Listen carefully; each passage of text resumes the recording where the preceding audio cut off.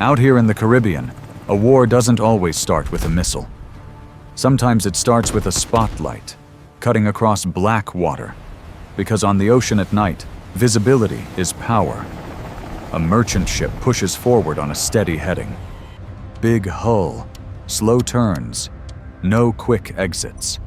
And somewhere beyond the horizon, two forces are watching the same strip of sea with two different intentions, each trying to control the next move without triggering the wrong kind of escalation.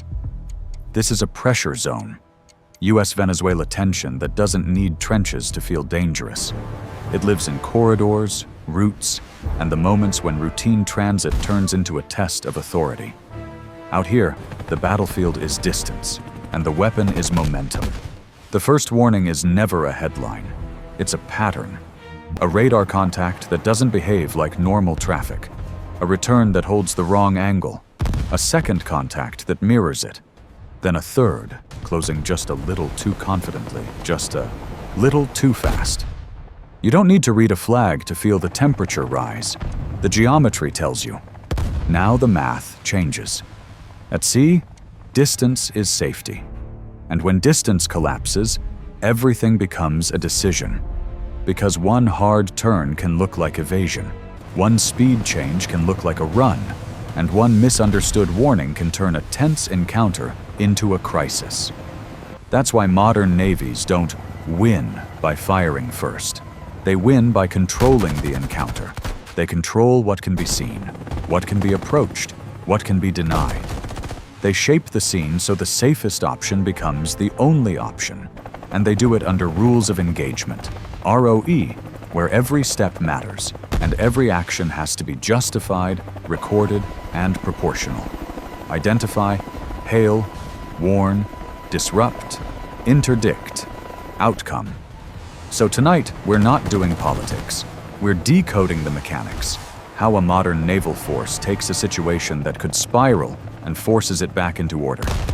Because the turning point in these standoffs isn't firepower, it's geometry. Here's the chain we're tracking in this episode.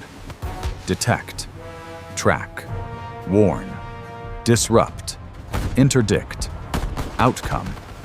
And once you see it, you'll recognize it everywhere. Because the ocean doesn't forgive confusion. It rewards the side that controls distance, controls tempo, and controls the next move before it happens. This is warfare decoded. And this is the Caribbean standoff, where the fight begins long before anyone fires a shot. This isn't empty ocean. It's a corridor. Routes, ports, and pressure points stacked on top of each other. On a map, the Caribbean looks wide open. In reality, ships don't move randomly. They move along predictable lines. Shipping lanes, approach routes to major ports, and the invisible boundaries that matter most in tense moments, territorial waters and EEZs. Those lines shape commerce, but they also shape risk, because when states are watching each other, every course change becomes a signal. That's why the Caribbean is dangerous during US-Venezuela tension. It's not because the water is small, it's because the lanes are narrow in practice, the traffic is heavy, and the politics sit on top of the geography like weight. When the temperature rises, the ocean becomes a signal board. Headings, spacing, and speed are read like intent. So who is actually in this picture? On the US side, you have a surface unit, often a Navy warship or a Coast Guard cutter, working the corridor with disciplined positioning and disciplined communications. The surface ship is the anchor. It holds the line, holds the distance, and creates a stable reference so every unsafe change belongs to the other side. Above that, aviation overwatch changes the entire equation. A helicopter doesn't just see more, it moves faster than the surface picture. It can shift the pressure point in seconds, not minutes, which matters when distance starts collapsing. On the Venezuelan side, you have naval or Coast Guard style vessels that can shadow a contact. Shadowing is a language at sea. A ship holds a parallel track, closes just enough to test boundaries, then widens again. It says, "We are here, we see you, and we are watching what you do next." The danger is that shadowing can feel routine, until it doesn't. In a heated environment, routine patterns can turn into provocation with one bad maneuver. And the third group, the one that makes this truly volatile, is civilian traffic. Merchant ships and tankers are not built for sudden decisions. They are heavy, slow to maneuver, and committed to a route. If patrol craft are chess pieces, civilian ships are the board itself. Predictable, exposed, and often stuck between signals that were never meant for them. That's the uncomfortable truth. The most dangerous thing here isn't a warship. It's a civilian ship caught between messages. Now this is where people misunderstand what they're watching. They think a standoff is about who is tougher. In reality, it's about rules of engagement, ROE, and the discipline to control escalation. ROE is why you hear warnings before you see force. It's controlled escalation, not hesitation. On open water, not every fast approach is hostile. Not every turn is a threat. Every action must be proportional, documented, and legally defensible, because the moment the incident ends, the footage and the timelines become part of the fight as well. So ROE creates an escalation ladder that keeps the encounter inside boundaries. You identify the contact and confirm what it is. You establish communications and make the instructions unmistakably clear. You issue warnings that remove excuses. You reposition to control distance and angles. You apply non-lethal pressure to disrupt unsafe behavior. And only if the situation demands it do you move to interdiction, boarding, escort, or forcing compliance through controlled maneuver. That's also why basic maritime norms matter here. The rules of the road at sea exist to prevent misunderstandings from becoming collisions. Safe distance, predictable maneuvering, and clear signals are not just good seamanship. In a tense corridor, they are crisis control.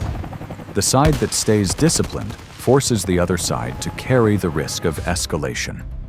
Now here's the mental reset. The myth versus the fact. The myth is that navies fight by firing first. The fact is that navies win by controlling distance, angles, and tempo. If you control the geometry, you control the outcome. A ship can't threaten what it can't reach.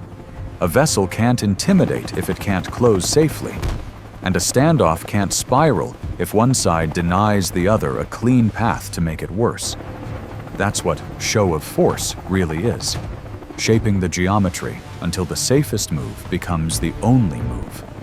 So as we move into the timeline, watch three things: the distance, the angles, and the tempo.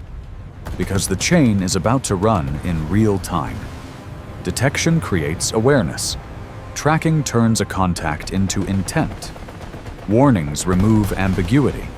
Disruption breaks coordination. Interdiction forces compliance. And the best outcome is boring. The corridor opens back up, the contact ends, and distance is restored without a shot fired. Now let's go to the moment it begins, when the first abnormal pattern appears and the ocean stops being empty.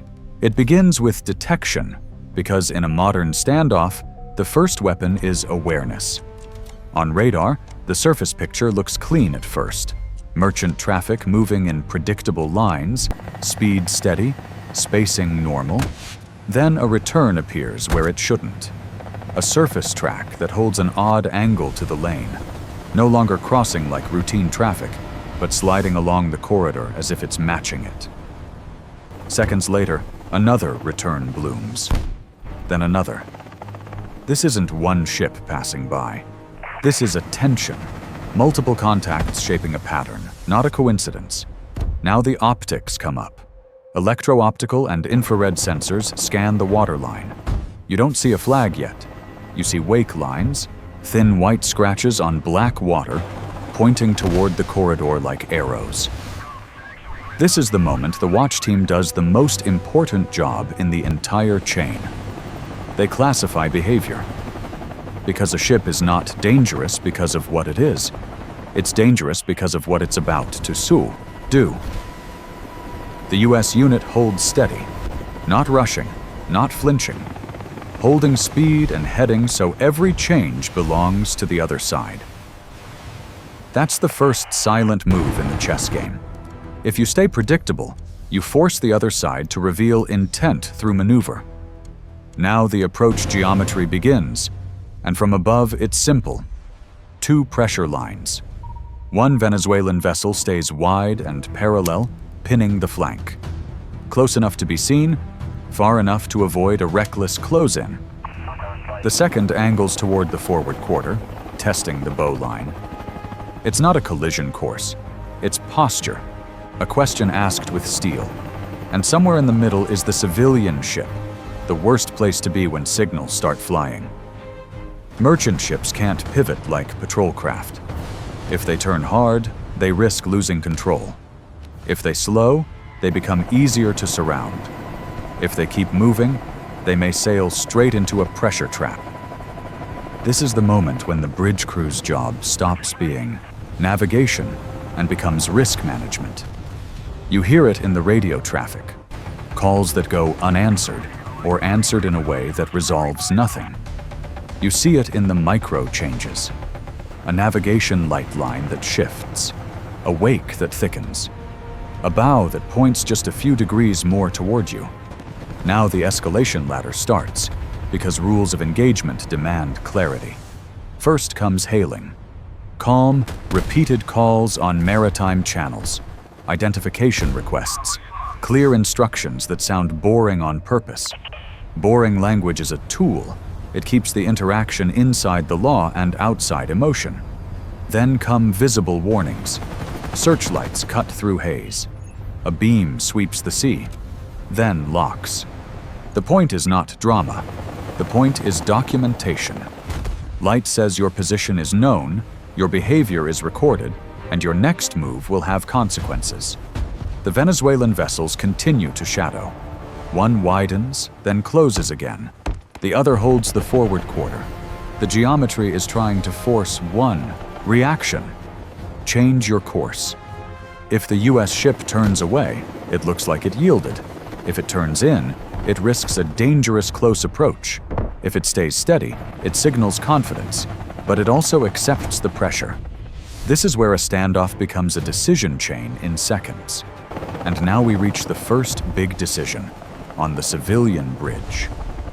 Do you maintain speed and heading to stay predictable and keep the lane open? Or do you turn to break the approach angles and risk being interpreted as evasive? In a high-tension zone, turning away can look like running, and running changes how the other side behaves. The second big decision belongs to the US unit. Do you hold distance and continue warnings because control is stronger when it's calm? Or do you commit aviation overwatch to tighten the control zone because geometry collapses fast when multiple actors are closing? Here's the key. A surface ship changes distance in minutes. A helicopter changes distance in seconds. So, when the situation tightens, air arrives. You don't hear it at first. You feel it, the low, steady thump that grows out of the wind. Then a silhouette appears against haze and moonlight, carrying a spotlight that can turn night into day. This is the beginning of the show of force. The helicopter doesn't need to touch anything. It only needs to create pressure. The spotlight locks onto the lead vessel, not flashing, not chaotic, steady, deliberate. Rotor wash roughens the surface. Spray rises. A small craft that felt stable a minute ago now rides in turbulence. Steering becomes work. Speed becomes risk. And this is where coordination starts to crack. Shadowing works when timing is shared. When one vessel pins the flank, another tests the bow, and a third stays ready as backup. But the control zone punishes shared timing. One craft turns away early to escape the beam. Another slows to avoid a close approach. A third widens to avoid being boxed in. Those micro-choices feel safe in isolation. Together they break spacing. And spacing is the hidden engine of every maritime confrontation.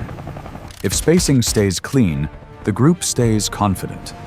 If spacing collapses, the group becomes individuals. That is the point of disruption, not destruction. Disruption. Disrupt the geometry, and you disrupt the plan. Once the plan breaks, the safest move becomes obvious. Widen, peel off, create distance, end the contact. Now the civilian bridge sees the opening. Holding a steady line becomes a shield of its own. The bowline pressure loses power because the approaching vessel must either commit to a dangerous close approach, risking collision, or widen and lose the angle. People think these standoffs are about who is braver. They're not. They're about who controls the narrative with disciplined steps. Hails, warnings, positioning, air presence, and controlled distance. And now comes the twist you need before Part 4. What you're watching is not one ship versus one ship. It's coordination versus coordination. The Venezuelan side is a pressure pattern. The US side is a layered control zone. In a heated environment, that is one misread away from a collision, a panic turn, or a moment that becomes international news. And then it happens. A small mistake, not a dramatic one. A moment of hesitation inside the control zone, too close to claim innocence, too far to force an outcome. That's when spacing collapses. That's when geometry breaks. And that's when the entire encounter turns in a matter of seconds. Because on the ocean, you don't need to win a battle to win control. You just need the other side to realize they no longer control distance. Here's the turning point. And it isn't a shot. It's a mistake in spacing. In tense maritime encounters, the side that loses spacing loses options. And the moment that happens, the encounter stops being a standoff and becomes a controlled outcome. The Venezuelan unit lingers too long inside the control zone, the space where air presence, light, and positioning remove ambiguity. Maybe it's confidence, maybe it's miscalculation, maybe it's a test pushed one step too far. But at sea, the line between testing and risking is thin, and it usually shows up in one place: distance. Because the geometry that makes shadowing effective is clean. Parallel track, safe offset, predictable closure, controlled angles. But once you drift inside the zone where the helicopter can hold you in a beam, where rotor wash makes steering feel heavier, where the surface unit can deny the bow line with a single deliberate turn, the geometry stops being yours. And now the breakdown begins, frame by frame. First, the spotlight fixes attention, not flashing, not chaotic. A steady lock that says, you are seen continuously. When you're pinned by light, you can't pretend you were just passing through. Your choices become visible, and visibility is accountability. Second, air presence compresses time. On the surface, you have minutes to drift into danger.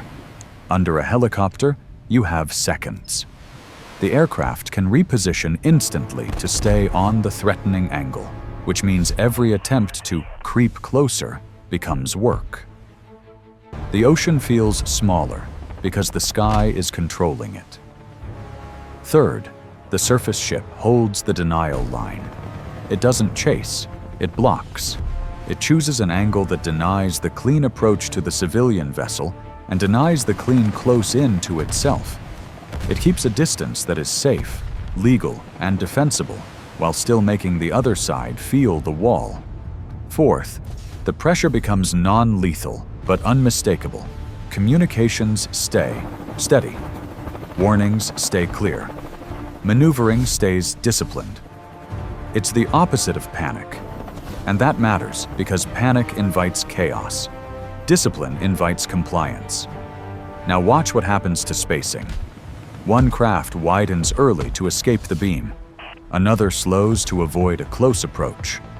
A third turns away to avoid being boxed in by the surface picture. None of those moves is wrong on its own.